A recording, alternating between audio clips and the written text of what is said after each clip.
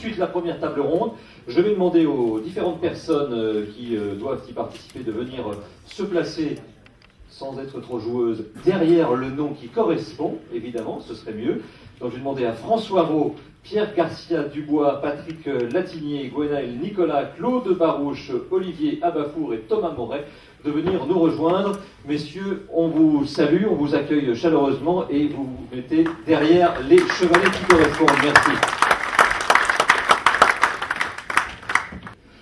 Cette première table ronde est donc consacrée au choix du fonds de commerce. Donc sur cette table, vous avez un certain nombre de professionnels qui sont présents, qui sont avec nous.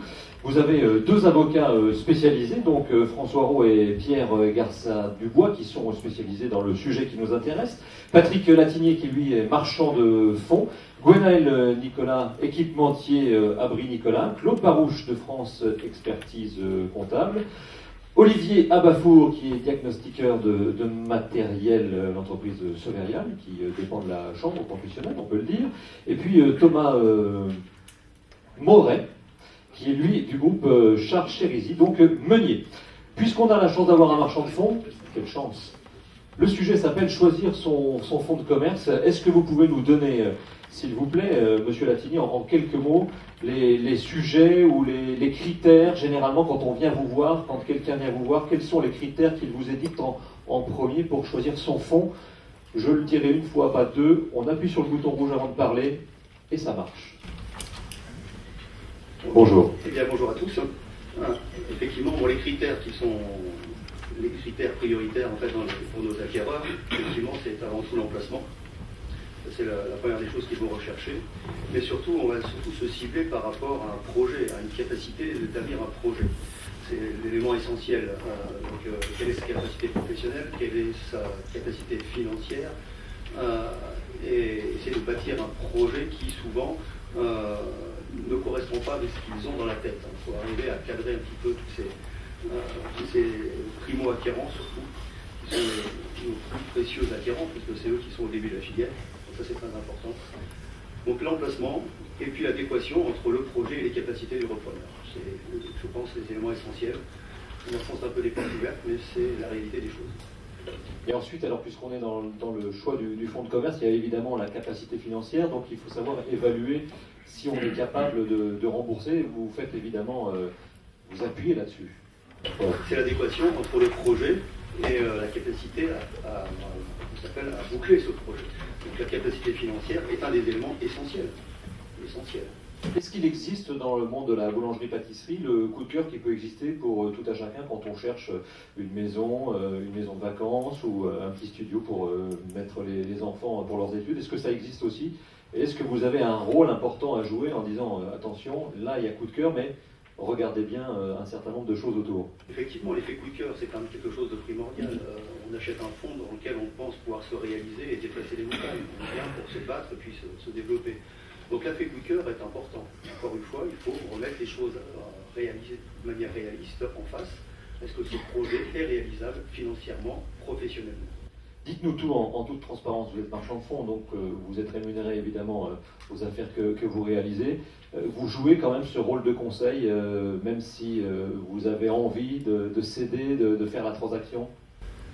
Et évidemment, notre rôle c'est que la boulangerie demeure. Si la boulangerie, si on veut qu'elle demeure, il faut que nos clients se réalisent. Donc le projet et notre intérêt primordial, c'est la pérennité des entreprises. Ce n'est pas de mettre un chef d'entreprise dans une nouvelle affaire, alors que la pérennité est évidemment irréalisable. Donc le rôle de conseil est important, je pense. Donc vous tirez la sonnette d'alarme parfois en disant là, ça ne sera pas possible. Ou ça, comme on dit chez les jeunes, ça ne va pas le faire. Non, bien sûr, on tire ceci là. On voit souvent des gens qui viennent avec un apport, qui veulent les affaires, qui font le double de ce qu'ils peuvent acquérir. Donc c'est à nous de les remettre dans le droit chemin avec tous les partenaires de la filière, les experts comptables, les meuniers, les avocats qui nous aident effectivement dans ce domaine à boucler des projets qui tiennent en route. Qui sont à vos côtés, tous ces partenaires de la filière. Et je vais passer la main à Thomas Moret du groupe Moulin de Char, puisque vous accompagnez, alors vous êtes meunier, mais vous avez aussi un rôle d'accompagnement, et je crois notamment, vous en parliez, Monsieur Latinier, chez les primo-accédants, qui sont évidemment une cible particulière. Le président Mabi disait que ce sont peut-être ceux-là vers lesquels il fallait avoir des actions particulières pour leur mettre le pied à l'étrier. N'oubliez pas d'appuyer sur le petit bouton. Bonjour à tous. Oui, effectivement, nous, souvent, dans la plupart des cas, en tant que meunier, nous détectons en premier les acquéreurs, les primo-accédants, parce qu'ils sont dans nos fournils, ils sont chez nos clients. Donc souvent, le projet se construit au début avec un rendez-vous avec le meunier. Nous, après, on a vraiment un rôle d'accompagnateur, on a dit que les marchands de fonds, mais on a surtout un rôle généraliste. C'est-à-dire qu'en fait, on n'est pas des spécialistes ni du bail, ni du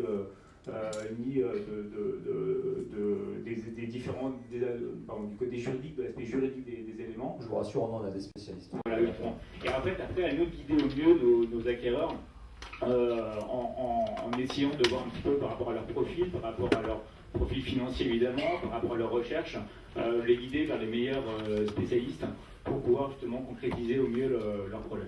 Alors, comment vous faites pour rechercher des fonds? Ce sont des gens que vous connaissez puisque vous les fournissez, donc vous avez eu vent d'une volonté de cession, de passage de témoins? Par la force des choses, nous sommes positionnés où nos clients, lorsqu'ils ont un projet de vente, nous sollicitent ou alors sollicitent un professionnel, à savoir les marchands de fonds. Et à partir de là, on essaye, en partenariat avec les partenaires, évidemment, d'aller au bout justement des projets pour ces primo-accédants. Votre voisin parlait de l'adéquation entre évidemment la disponibilité des finances du primo-accédant et puis le coût d'acquisition. Là aussi, vous avez un rôle à jouer. Là, nous sommes très vigilants parce que nous sommes très sollicités et de plus en plus sollicités. D'ailleurs, je pense qu'il aurait été intéressant d'être un graphique aussi sur l'évolution des prêts meuniers depuis quelques années, où justement, pour la plupart des affaires en première ou même deuxième installation, nous sommes sollicités pour accompagner nos clients, pour compléter l'apport, afin de présenter un dossier solide auprès des banques. Les jeunes que vous voyez chez vos clients, vous en sentez le potentiel chez certains de passer de salarié à patron?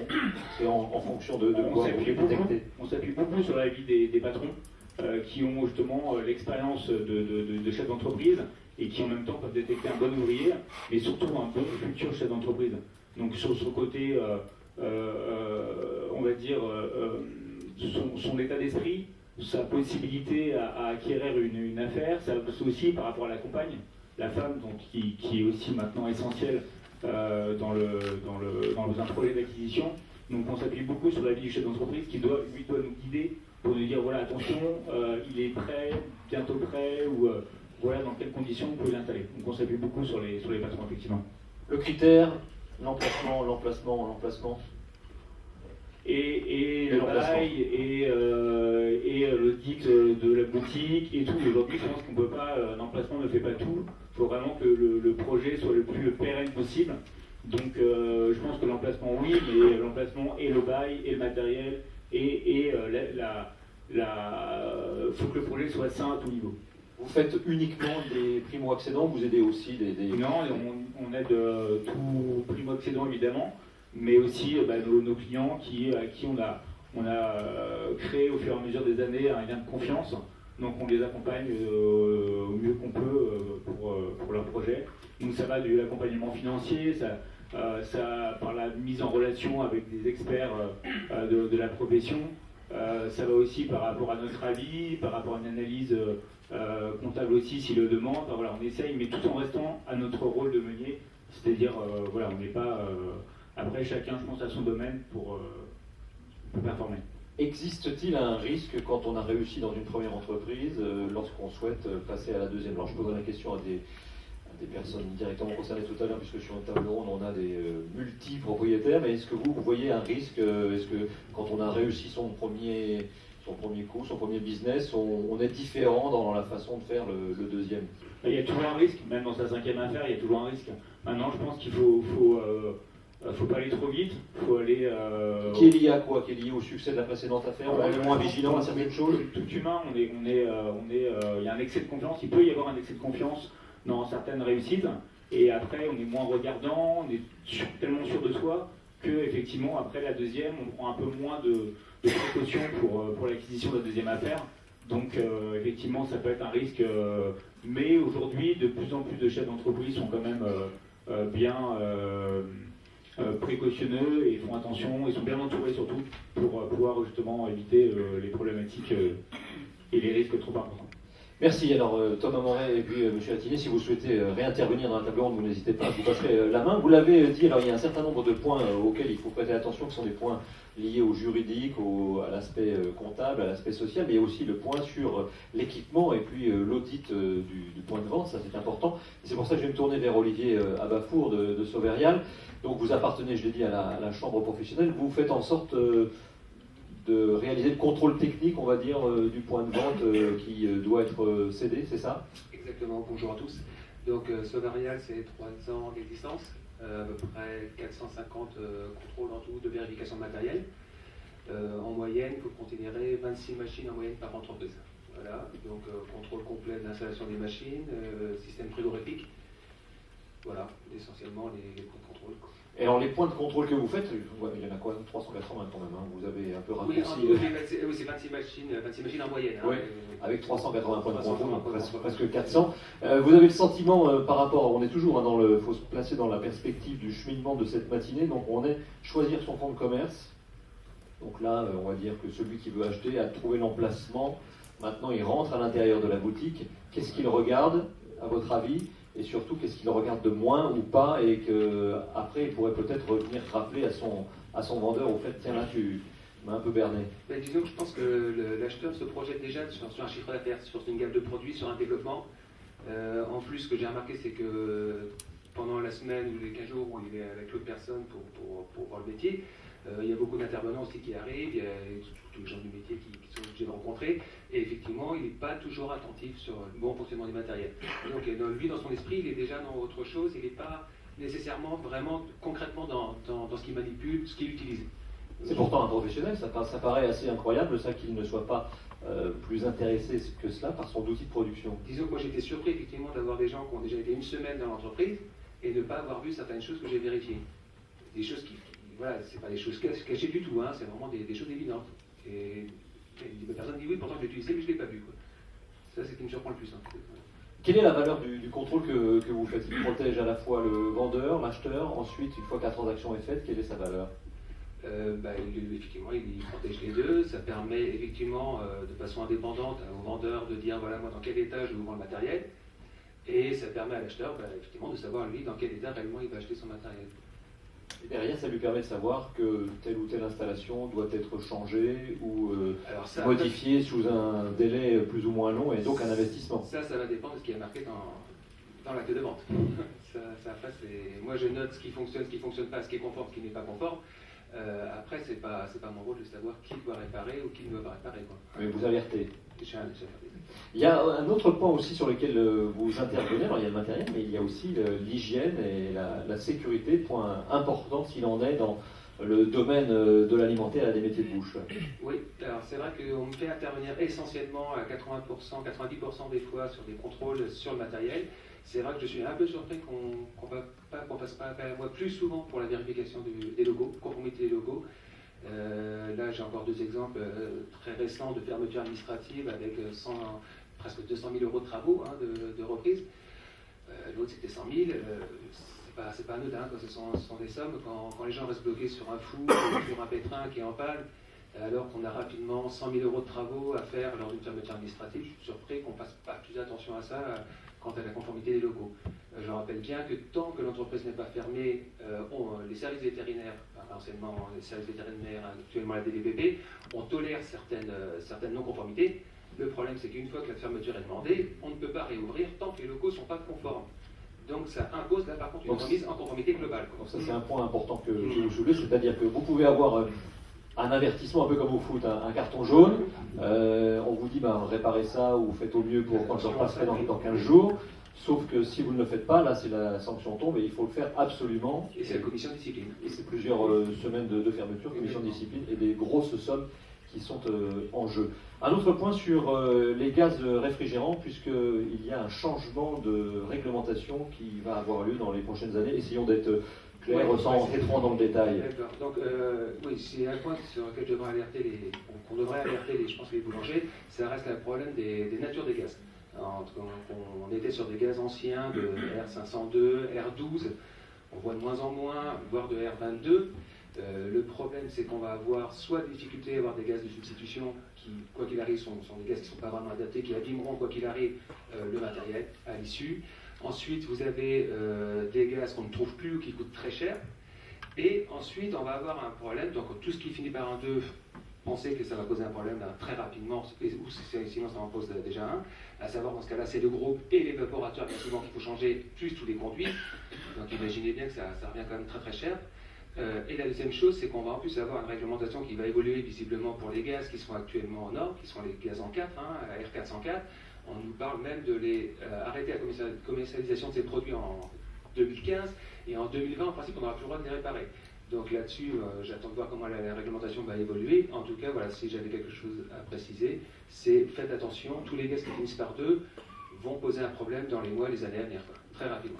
Ce qui veut dire très clairement que sur un joint qui coûte quelques centimes d'euros ou quelques euros pièce, on ne pourra même plus les réparer, il faudra changer l'installation complète. Donc vigilance également là-dessus. Et puis vous souhaitiez aussi dire, mais peut-être qu'une partie de la salle le sait déjà, qu'en matière d'hygiène et de sécurité, quand il y a transaction, il y a contrôle dans les 2 mois. Voilà. Sur Paris, je parle. Sur Paris, oui.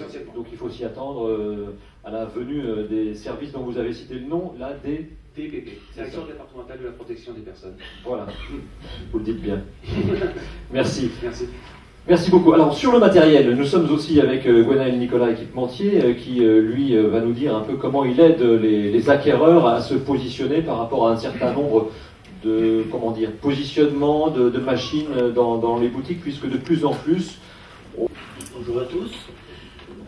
Les acquéreurs, quand ils découvrent leur fonds de commerce, découvrent aussi d'autres méthodes de fabrication possibles. Aujourd'hui, c'est vrai que l'on propose de mettre... Vous avez... Ouais, attention. Voilà. Vous aviez éteint pendant une fraction de seconde. Bon. On propose bien sûr de mettre la boulangerie en avant. On voit réapparaître la volonté de mettre le fournil au cœur du point de vente et tout ce que ça implique. Bonjour. D'optimiser l'outil de travail. Alors ça peut être réalisable dans une 50% à peu près des fonds achetés. Après, c'est la découverte. Il y a les habitudes de chacun, nous avons notre regard, et il faut bien sûr échanger avec l'acquéreur, savoir quel est le but et l'axe de développement qu'il faut avoir. Quelles sont les tendances que vous remarquez sur les dernières années, sur les volontés des acquéreurs d'implanter leur boutique? Les dernières années, c'est plutôt de mettre la boulangerie. La boulangerie en spectacle, mais de moins montrer le tout. C'est-à-dire qu'aujourd'hui, on montre les gestes de boulanger, notamment l'enfournement, le défournement, et aussi le pétrin qui tourne. Mais tout l'aspect qui apporte de la poussière, les poussières de farine et autres, on a tendance à plutôt les masquer, bien sûr, au public, pour ne pas être esclave à la fois de l'installation et de la mise en avant du travail effectué par le professionnel. Vous êtes capable de métamorphoser un point de vente du tout au tout entre le cédant et le nouvel acquéreur? En fonction bien sûr de la configuration des lieux, oui, il nous est possible de métamorphoser. Alors que la pâtisserie se trouve dans certains cas en avant, nous savons qu'il y a beaucoup plus de mouvement avec le pain et qu'il est plus aisé d'avoir le pain proche du lieu de vente, alors que pour la pâtisserie, il est possible de préparer et de stocker à des lieux un peu plus éloignés. Là aussi, comme tous les interlocuteurs qui viennent de s'exprimer, vous avez un rôle de conseil et parfois on va dire, tempérer les ardeurs de l'acquéreur en lui disant là ça va pas être possible, ou ça va être très onéreux, ou ça va être compliqué. Alors entre le souhait de l'acquéreur et la possibilité, il y a aussi bien sûr parfois tout un monde. Alors pour nous tout est possible, mais ça va de pair avec un coût qui en fonction des infrastructures du bâtiment, des ouvertures que l'on voit sur magasin, sur des murs porteurs ou autres, bien sûr que là on va devoir renforcer les structures de bâtiment et le coût sera largement différent, alors que nous avons des toisons simplement à percer ou pour mettre en avant le fourneau. Merci beaucoup, Monsieur Gwenaël Nicolas. On a parlé donc du site, de l'emplacement, on a parlé des aides aussi pour découvrir des façons de chercher ces emplacements, on a parlé du matériel, du contrôle technique, et maintenant il y a un certain nombre d'aspects qui ne sont peut-être pas forcément les aspects premiers auxquels pensent les boulangers-pâtissiers, et surtout les primo-accédants lorsqu'ils veulent réaliser une affaire. Ce sont tous les aspects juridiques et évidemment comptables et sociaux. Je vais passer la main à Claude Barouche de France Expertise. Bonjour Monsieur Barouche. Bonjour à tous. Qui est donc un cabinet, on va dire, spécialisé. Vous avez une centaine de boulangeries en portefeuille, donc on peut dire que c'est un métier que vous connaissez bien. Donc choisir son fonds de commerce, une fois qu'on a choisi l'emplacement, qu'on a choisi son matériel, c'est là que vous intervenez pour avoir une lecture professionnelle de l'homme de chiffres que vous êtes. Écoutez, oui, nous on a la chance d'intervenir après le marchand de fonds, après évidemment l'accompagnateur, si vous voulez, du projet initial, et on nous soumet des comptes. Alors l'examen de ces comptes pose plusieurs problèmes. D'abord, connaître le vendeur, savoir pourquoi il vend et pourquoi cet acheteur se trouve aujourd'hui devant lui. Alors ça peut être un primo-accédant ou ça peut être un acheteur qui achète un fonds, comme on l'a vu tout à l'heure, entre 300 et 500 000 euros ou plus. Et on se pose la première question que nous nous posons, c'est de savoir si effectivement, sur la base d'un compte prévisionnel établi à partir des documents du vendeur, si celui qui achète va pouvoir faire face. Et quand on examine les documents du vendeur, on se pose évidemment plusieurs questions. On regarde d'abord si le chiffre est fait réellement en boutique, s'il y a du portage et quelle qualité de portage. On se pose également la question de savoir comment se décompose la vente du vendeur et quelle est la qualité de l'acheteur que nous avons en face de nous. Est-ce qu'il s'agit d'un boulanger? Est-ce qu'il s'agit d'un pâtissier? Est-ce qu'il s'agit de quelqu'un qui va innover? On a vu, le président Abi nous a montré tout à l'heure les tranches d'âge de la profession, et on a vu qu'en fonction du moment où on arrive, il y a des choses à améliorer, ou au contraire, pendant une période stagnée. Je rejoins tout à fait M. Latinier. La première des choses que nous nous posons, c'est combien il a, combien il investit, quel est son argent personnel dans ce qu'il investit, parce que quelquefois, on nous cache un apport qui peut être un apport familial ou un apport meunier, et on essaye de savoir s'il va être en possibilité de rembourser. Alors, certains me trouvent très dur parce que j'imagine, la première question que je pose aux acquéreurs, qu'ils soient jeunes ou ayant eu déjà des affaires, c'est quelle est la rémunération sur laquelle ils ont vécu pendant les précédentes années, pour savoir si leur train de vie va être entaché. Ils ont souvent des enfants, il faut savoir si cette affaire est en mesure de leur apporter sur des bases de prévision réalistes et raisonnables ce qu'ils avaient auparavant. Donc, voilà les questions que nous nous posons. Nous nous posons la question du bail aussi. Le bail est un élément extrêmement important. Le banquier ne va pas prêter, tout le monde le sait ici, c'est une la palissade, à quelqu'un qui est en fin de bail. On va essayer de faire en sorte qu'il ait un nouveau bail. Mais mon ami François Aron en parlera mieux que moi tout à l'heure. On va également se poser la question, et tout à l'heure Sauverial le disait très clairement, de l'état du matériel. Alors, on faisait des réflexions, nous, comptables, nous ne sommes pas capables d'apprécier la réalité du matériel. La première question que je dis aux éventuels acquéreurs qui viennent me voir pour un prévisionnel, allez voir avant même de signer la promesse, le matériel en état de marche. On fera un point après. Ne le voyez pas à 4 heures de l'après-midi quand tous les salariés sont partis pour voir le matériel qui ne fonctionne pas, sur lequel vous ne pouvez pas porter de jugement. Voilà, si vous voulez, les quelques questions que nous nous posons. Je vais répondre à vos questions, mais les questions que nous posons, elle est très simple. Est-ce qu'il va pouvoir rembourser l'emprunt et il va pouvoir avoir le train de vie qu'il quitte ou le train de vie qu'il veut avoir? Parce que malheureusement, surtout chez les jeunes couples, il y a 33 ans que je fais ce métier, je remarque que quand ça ne va pas, je n'ai pas besoin de vous le dire à vous tous, je connais beaucoup de gens dans la salle, c'est sur le couple que ça retombe, et l'entreprise va en périclitant. J'ai aujourd'hui 2 ou 3 cas réellement que je découvre. Je ne connaissais pas les apports extérieurs, on ne les a jamais indiqués. Je l'ai vu quand il y a eu un remboursement anticipé qu'on a été obligé de prendre sur la caisse, pour des raisons que vous pouvez imaginer, et l'affaire connaît de grosses difficultés et risque malheureusement d'aller en règlement judiciaire, voire plus. Donc c'est on doit travailler, je crois, et je le dis vraiment, je le pense du fond du cœur, mais ceux qui ont déjà travaillé avec moi savent que j'y attache une importance particulière, on doit travailler en équipe.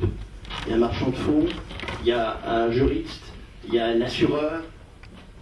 Toute l'équipe doit être au service de l'acquéreur et ne pas hésiter à dire, déjà entre nous, et après le lui dire avec ménagement, il vous manque ci ou cela, et en tout cas, cette affaire nous semble difficile, vous ne pourrez pas la faire. Alors je sais que l'on cause du tort aux marchands de fonds à ce moment-là, ou à tous ceux qui ont suivi l'affaire depuis le début.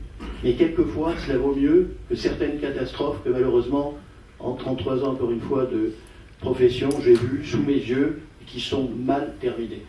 Cela dit, la profession, je la sens en plein effort, les gens maintenant se connaissent mieux, ont l'habitude de travailler ensemble, et je crois que ça apporte vraiment un plus à la profession.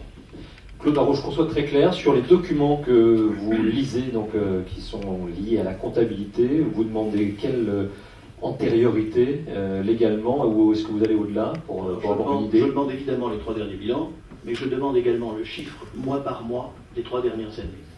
Je pose la question de confiance, savoir s'il y a des livraisons ou pas, parce que vous savez qu'il y a 2 types de livraisons.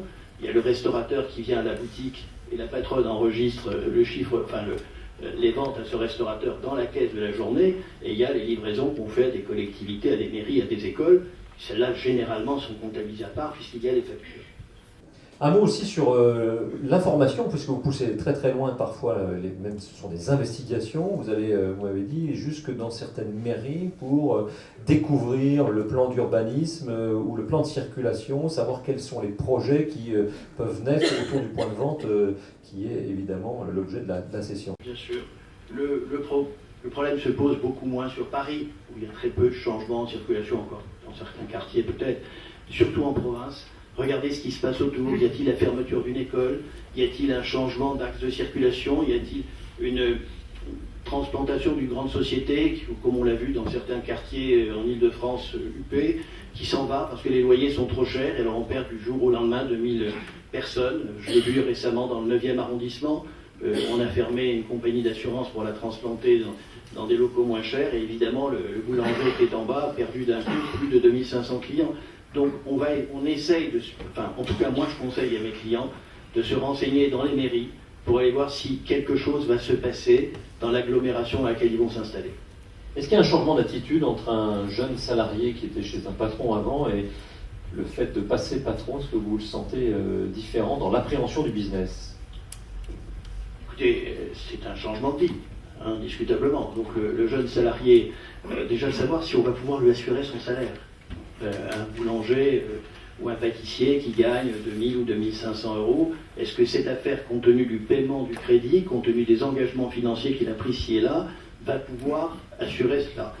D'autre part, on voit beaucoup arriver sur le marché, et je pense que les marchands ou mes amis juristes ne contrediront pas, on voit beaucoup arriver sur le marché des jeunes dont la femme n'a pas travaillé dans la profession.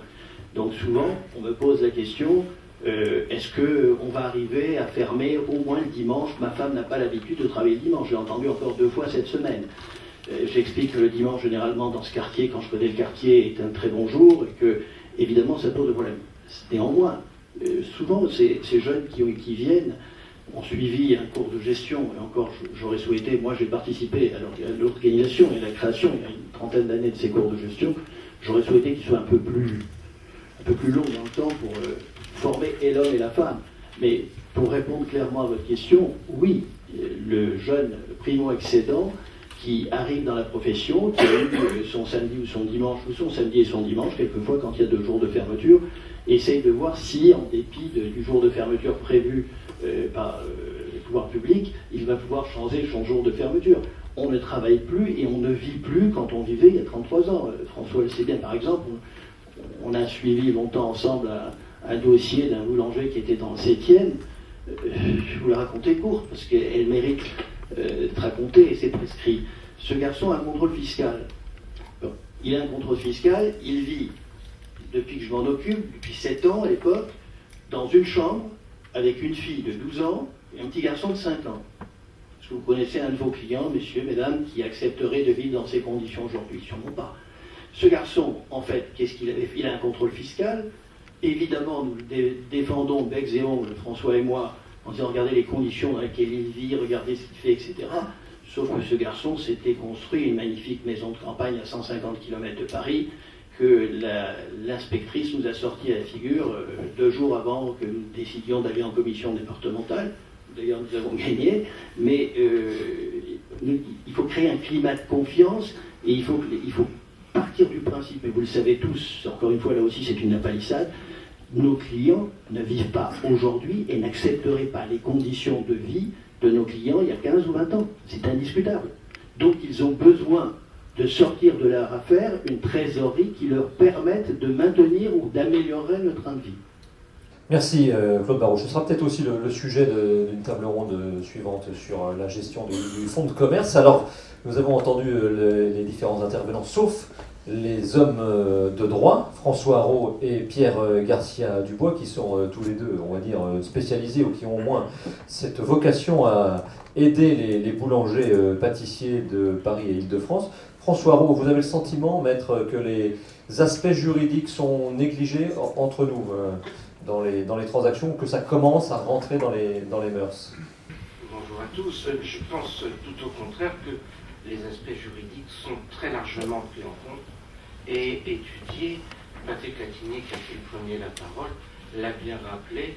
Il étudie déjà en amont, avant de proposer à la vente un fonds de commerce, l'aspect juridique et l'aspect fondamental, le bail commercial. Il l'a dit. Donc vraiment, les aspects juridiques dans les transactions sont appréciés, approchés, analysés, décortiqués pour que l'acquéreur ait la meilleure information.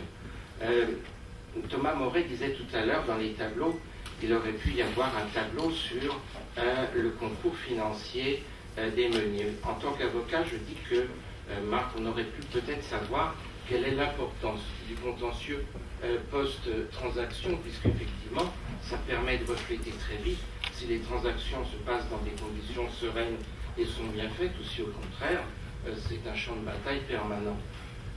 Pour ce que j'en sais, et pour parler souvent avec mes confrères et amis de la profession, le contentieux vraiment est devenu portion congrue dans les transactions de boulangerie. Il existe parce que c'est inhérent à la nature humaine, mais quand même, il s'est très très largement réduit. Il faut bien que tous les intervenants qui ont pris successivement la parole jouent leur rôle et contribuent, chacun en apportant sa pierre à l'édifice, afin que les transactions se réalisent dans les meilleures conditions.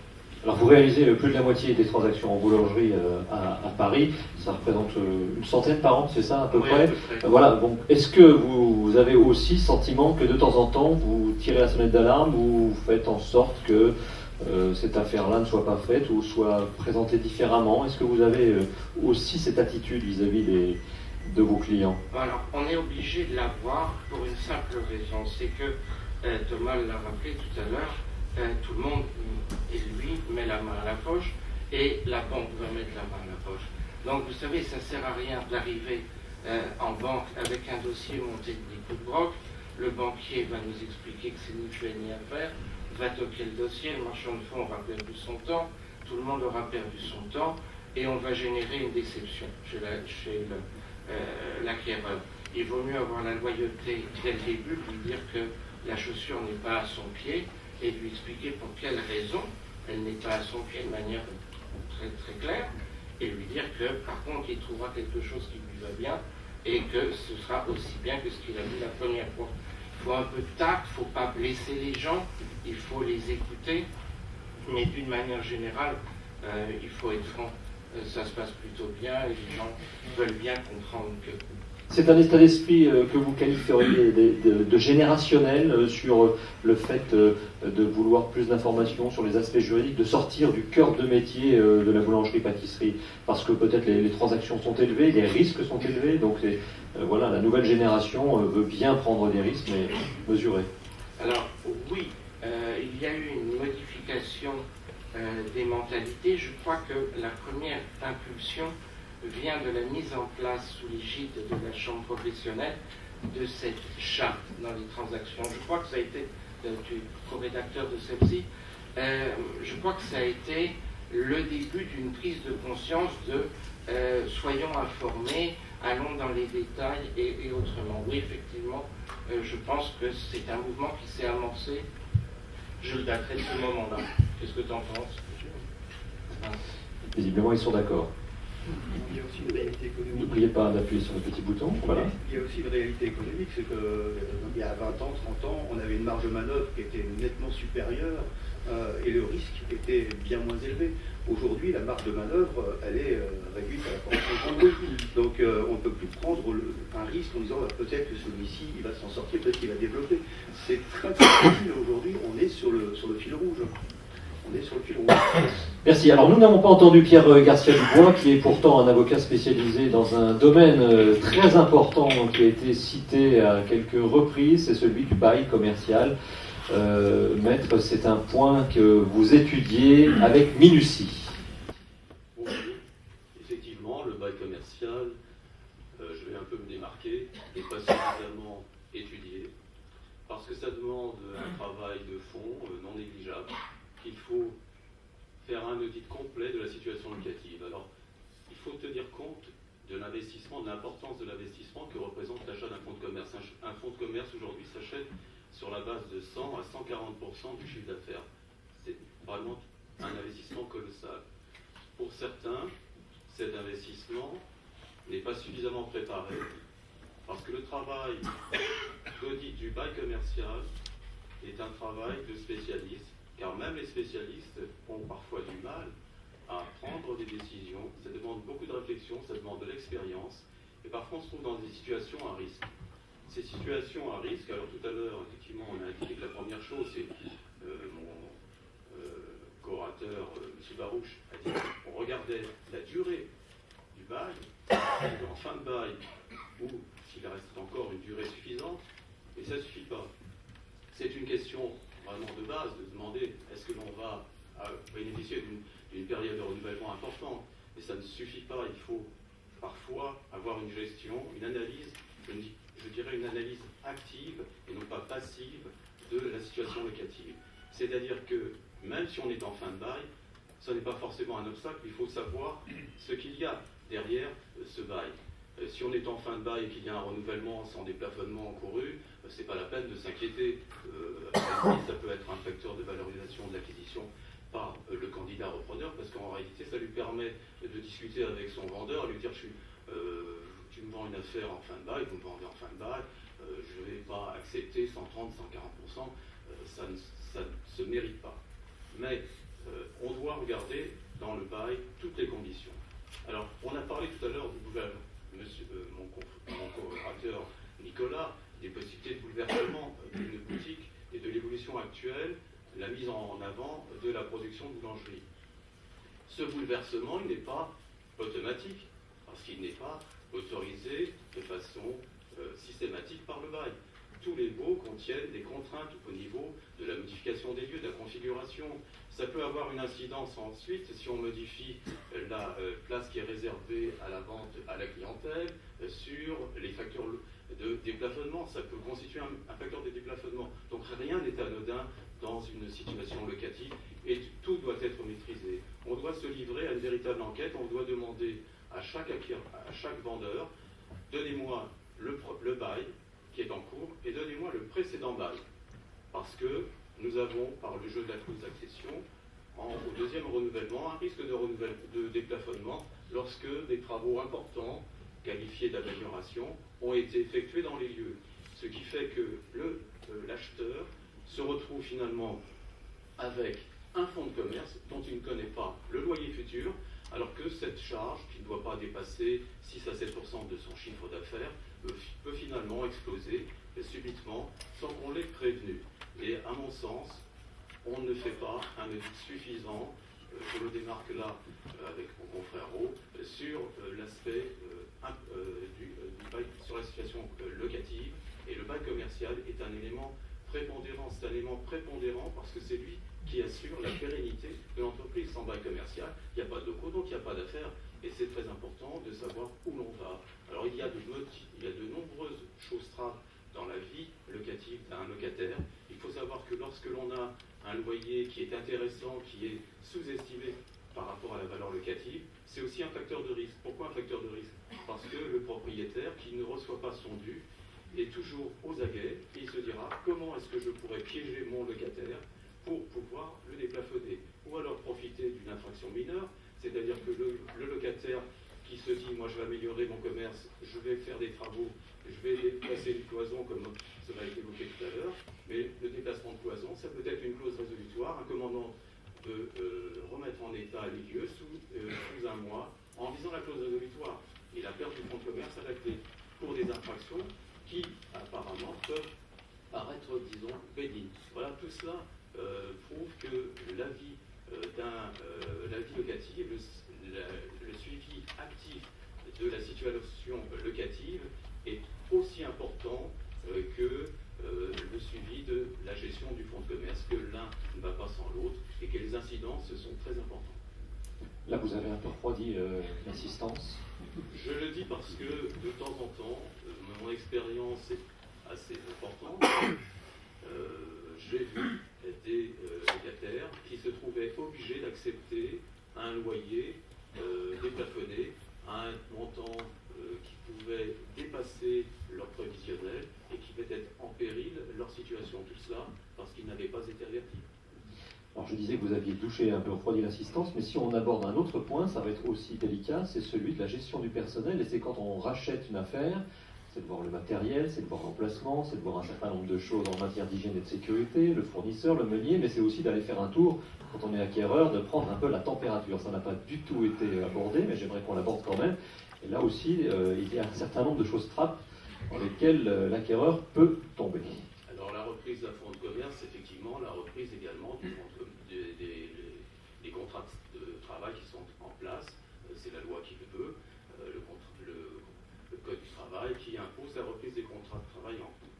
Ces contrats, il faut savoir les analyser, il faut vérifier quel est le statut juridique de chaque salarié, s'il est en CDD, s'il est en CDI, et s'il est en CDD, savoir s'il s'agit de CDD qui sont conformes aux dispositions légales, s'il n'y a pas de faux CDD qui constituent aussi des risques de requalification, parce que la requalification en CDI, elle impose à l'employeur, enfin au repreneur, des salariés dont il pensait se défaire en fin de CDD. Il se trouve que finalement, au lieu d'avoir un certain nombre de salariés dans son entreprise, conformément au provisionnel qu'il a fait avec son expert comptable, il se retrouve avec un certain nombre de personnes qu'il va devoir conserver.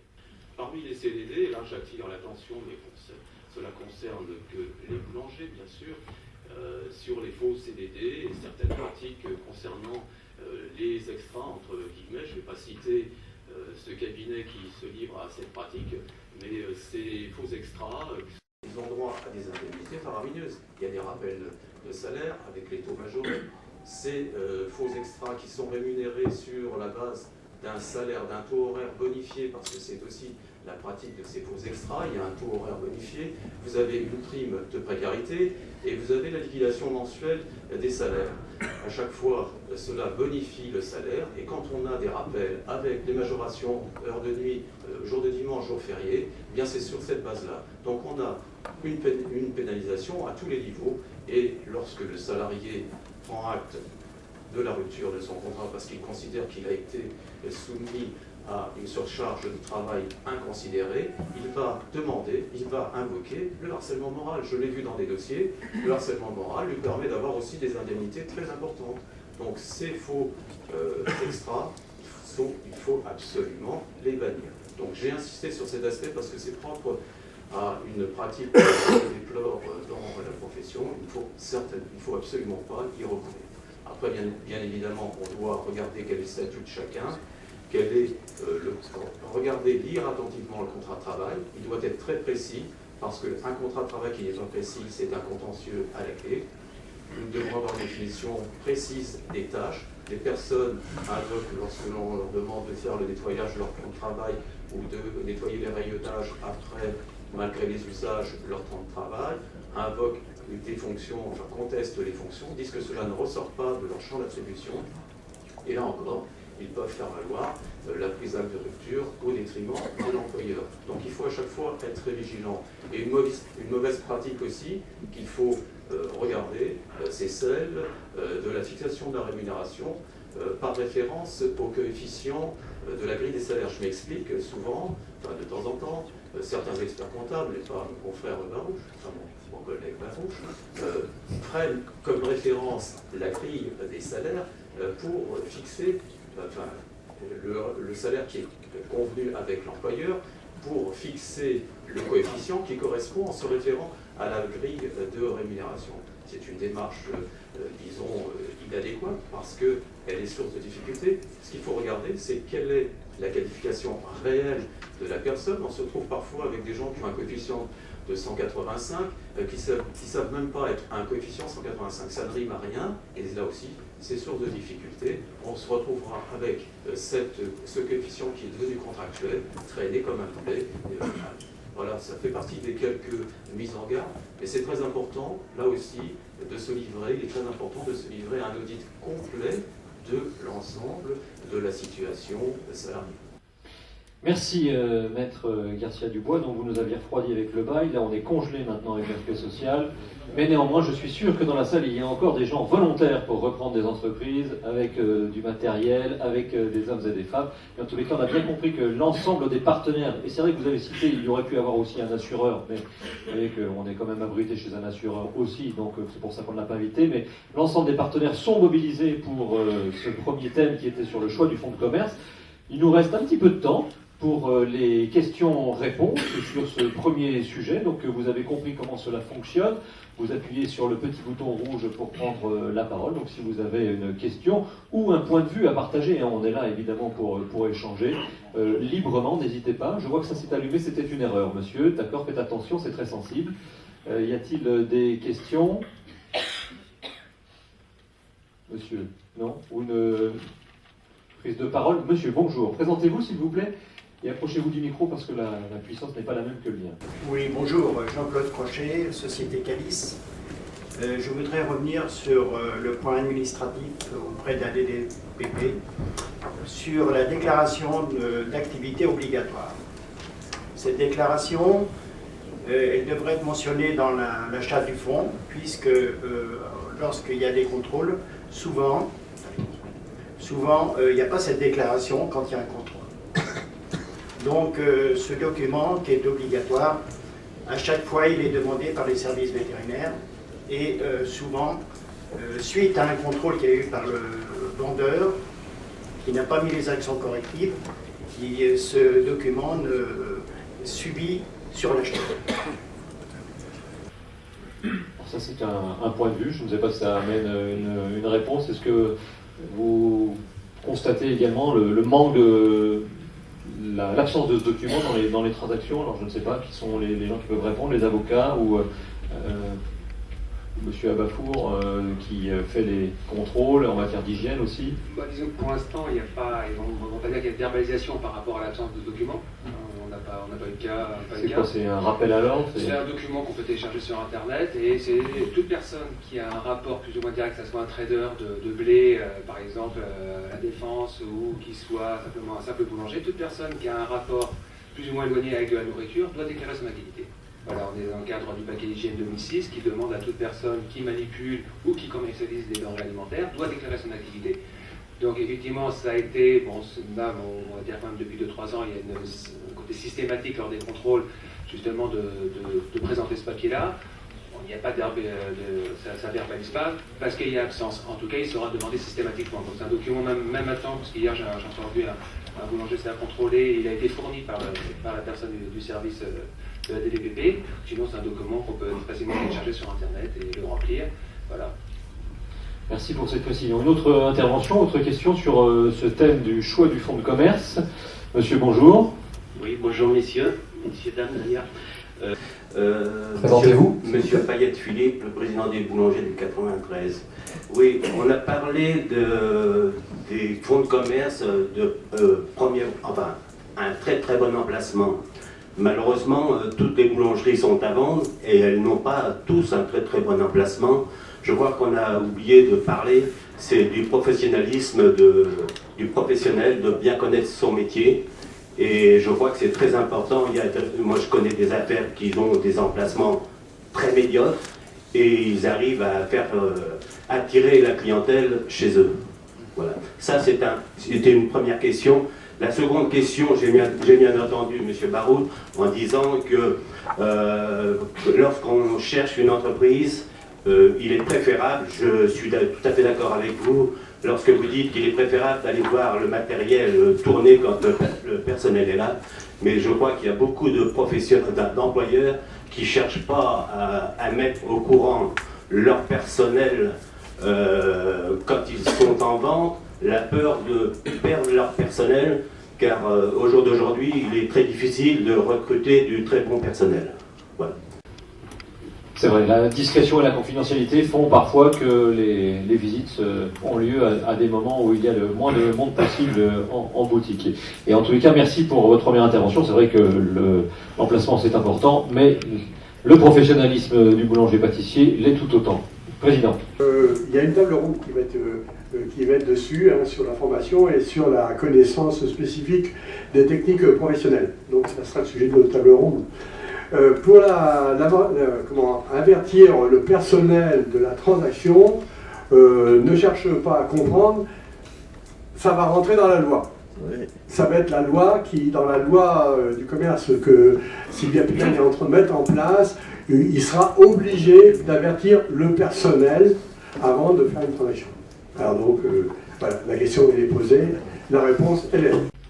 Merci pour ces précisions. J'aurais rapidement une autre question, c'est que c'est bien gentil, c'est vrai que de prendre toutes les garanties pour faire des transactions, sauf que malheureusement l'État ne fait rien pour protéger les commerçants, les employeurs, et on a des créations qui se créent de tout va, soit des points chauds, soit des supérettes, et ça c'est très dommage et il faut quand même avoir un facteur de chance pour être pas trop attaqué.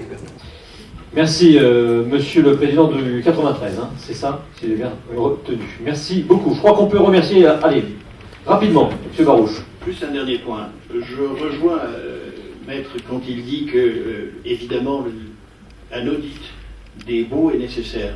Je rappelle simplement, et je pense qu'on sera tous d'accord, que si on est en fin de bail, quelle que soit la possibilité de renouveler le bail, on se présente à la banque en étant en fin de bail.